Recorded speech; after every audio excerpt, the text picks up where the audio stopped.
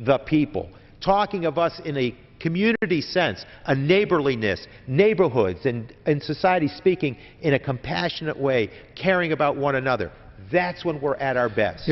If we're going to really be caring about the American worker going back to work, we also need to be very cognizant of international competition.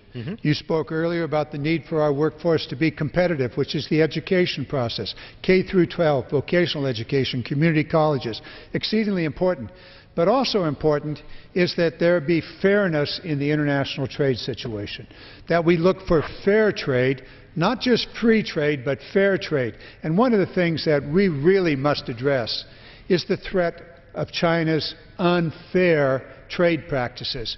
The Chinese currency is undervalued, and as a result of that, they have a 20 to 25% advantage. You eliminate that, and the American worker will be competitive.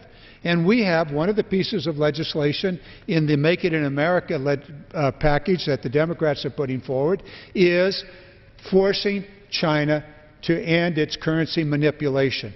And when it ends its currency manipulation and allows the value of its currency to rise to appropriate parity, we will be able to be competitive. And you can bet why the Chinese don't want to do it.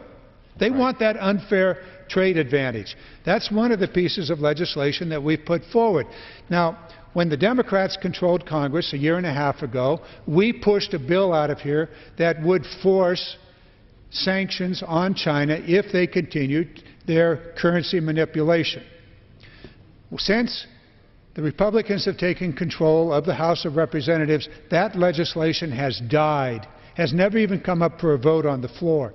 It ought to come up for a vote. We need fair trade practices. We need to use our tax money to buy American-made equipment and supplies. We need to educate our workforces. These are investments in America middle class. This is how we can restore the middle class of America. It is part, the health care is part of it also. You talked earlier about health care and the availability of health care for working men and women. We also need to make sure those jobs are there. The American automobile industry is instructive on this count. It is instructive in that the U.S. government and the leadership of President Obama actually allowed the American automotive industry to continue to even survive. Using the stimulus program, the President stepped forward and said, I will not allow the American automotive industry to die, and he put our tax money behind General Motors and Chrysler, and those companies are now thriving. And it's not just those companies. It is the thousands upon thousands of manufacturers across this nation and others who supply all of the parts, all of the services. Think where we would be today if Congress had not given the President the power, and if this President did not have the courage to take up saving the American automobile industry. Presidential politics come here. Mr. Romney says he would not have done it. Okay, President Obama did it, and the American automobile industry is strong and vibrant today, and American middle class are back to work.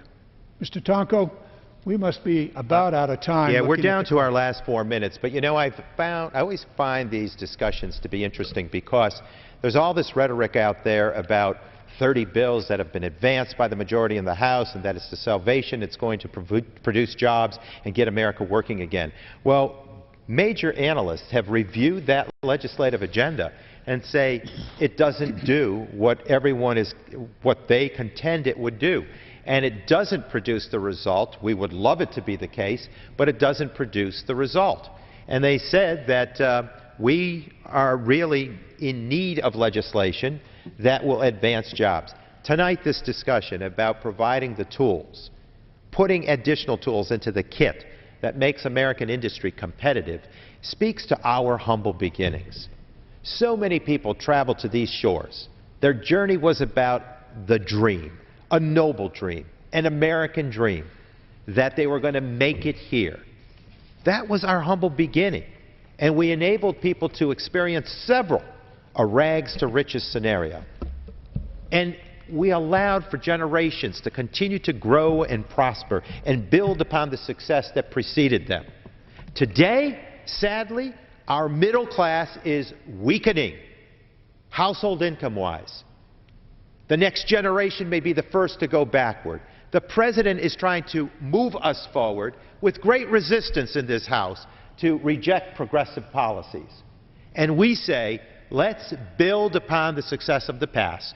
Let's reach to those moments, those shining moments when we were challenged as a nation and produced the best outcomes. That can happen again here if we open up to what's best for America and not resort to petty partisan politics that want to deny a presidency, that want to deny opposition that comes forward with constructive qualities to do it in a better way, to build the consensus. We need to move forward on behalf of the nobleness of the American dream. And so that with heart and soul poured into the efforts here in this House, we can achieve. We can achieve and grow that middle class. Purchasing power enhanced for the middle class, opportunities for our middle class. A strong middle class means a strong America. Let's go forward. And again, Representative Garamendi, thank you for leading us in this hour. Well, Mr. Tonko, thank you very much for your passion on this issue, and thank you for your compassion for the American people. We can make it. We can make it in America. We need good, wise policies to do that. And you can't do it by cutting, cutting, and cutting.